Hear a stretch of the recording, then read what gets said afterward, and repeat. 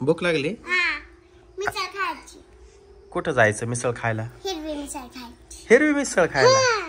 बाप रे बाप. शीतल हिरवी मिसळ खायची मगाशीच बोलत होती मला. म्हणूनच तू स्वयंपाक केला नाही काय घरामध्ये? आम्ही तयारी करून बसली. माऊली थारची चावी घे चल. मी पोहोचू राहिला. थांब थारची चावी. मी मोठी झाले ना तुमच्या एवढे माझे पप्पा मला स्कूटी घेऊन जाणार. स्कूटी? आणि मला कोणी माहिती का रायडर तुम्ही घेऊन जाणार. रायडर बरोबर. एवढं धुन आहे का? हा ना जड धरू लागा ना. हा.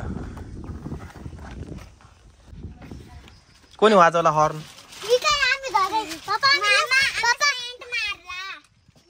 सेंट मारला? कुठे सेंट? नको नको बस बस बस. नको नको आता आताच लय वास येऊ राहिला. एवढा कशाला मारायचा तुम्ही सेंट? सरक तिकडे चाल. चावी दे ना. चावी दे. ओके बस. तर माऊलीला आणि तनूला खायची होती हिरवी मिसळ. तर आता आम्ही निघालोय हिरवी मिसळ खायला. तर चला जाऊया चांदरीला मिसळ खायला. Mummy bye bye. चला येऊ का? हा मला पण घेऊन पार्सल. बर बर तुला चॉकलेट आणि चला. मम्मी चॉकलेट खाते. खंडेराव महाराज की.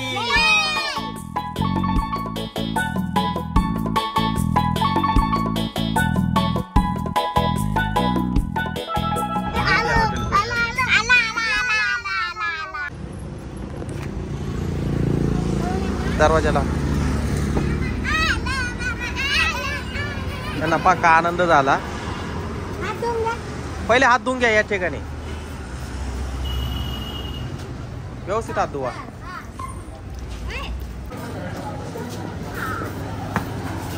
आज पण खूप गर्दी पाहिले का मिसळ खायला. चल इथं बस. बस ना. पप्पा इथं गरमट हो रहा है. हाँ मामा आम्हाला जाताना गाडीत काहीतरी प्यायला नाही तर खायला घेऊन जा. हे बाई इकडे कूलर फिरवला पाय. स्प्राइट घ्यायची आणि मला चपाचूप. काय? चपाचूप. चुपा चिप्स म्हणजे काय राहतं? ते बरं लागतं. ते रंगीबेरंगी कलरचं त्याच्यावर मीठ नाही तर साखर टाकेल राहतं. पाणी आले 2 बाटल्या. अरे भांडू नका.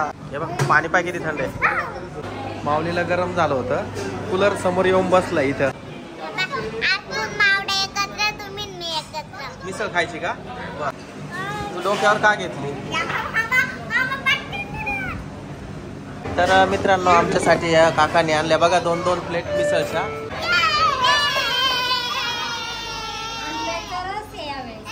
आंब्याचा रस. वा वा वा माऊली आंब्याचा रस पण आहे बघ.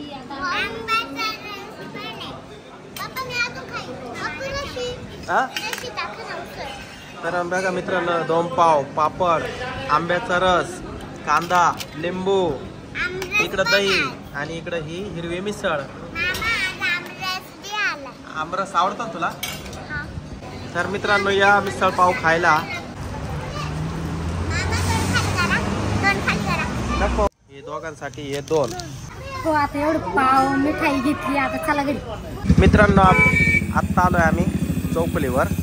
तर शीतलला या ठिकाणी पाटा बनवायचा आहे. माऊली आणि तनू इकडं गाडीतच बसते. त्यांना एसी लावून दिला. फार गरम होत आहे. तुम्ही गाडीतच बसा बरं का. 2 मिनिटात आलो. तर या ठिकाणी बघा किती भारी भारी मूर्ती आहे. तर इथं जे लोक आहे त्यांनी बनवल्यात ह्या मूर्ती. खूपच सुंदर खूपच आकर्षक अशा मूर्ती बनवल्या. तर हे बघा किती प्रकारचे असे वेगवेगळे दगड आहे आणि ते हाताने कोरीव काम करून छान छान अशा मूर्त्या पाटे बनवून देतात. छोटा पाटा केवढ्याला बनवून भेटेल दादा? जाईल ना? एवढा नाही पाहिजे नाजूक पाहिजे. हे बघा एवढे दगड आणले त्यांनी. हे बघा मशिनरी त्यांच्या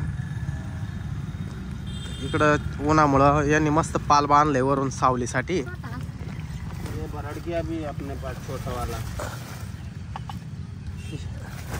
दीवा है सब बनाते पत्थर. नाही पाटा दाखव फक्त.